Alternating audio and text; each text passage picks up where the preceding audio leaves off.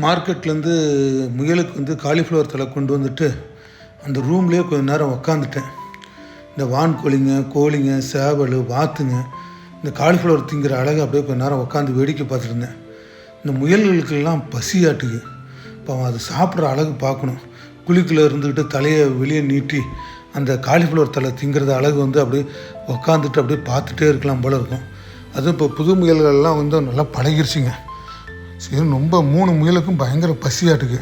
சரி, காலிஃப்ளவர் தழை அப்படியே தின்னுட்டே இருந்தது.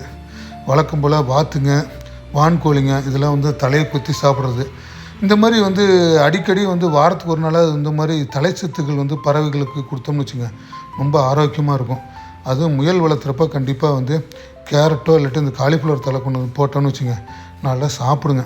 அதுவும் இன்றைக்கி இந்த புது முயல்கள் சாப்பிட்ற அழகு அப்படியே பக்கத்தில் நின்றுட்டு பார்த்துட்டே இருக்கலாம் போல இருக்கும். அவ்வளோ ஆசையாக அது சாப்பிட்றது பார்த்தா அவ்வளோ ஆசையாக அழகாக இருந்துச்சு.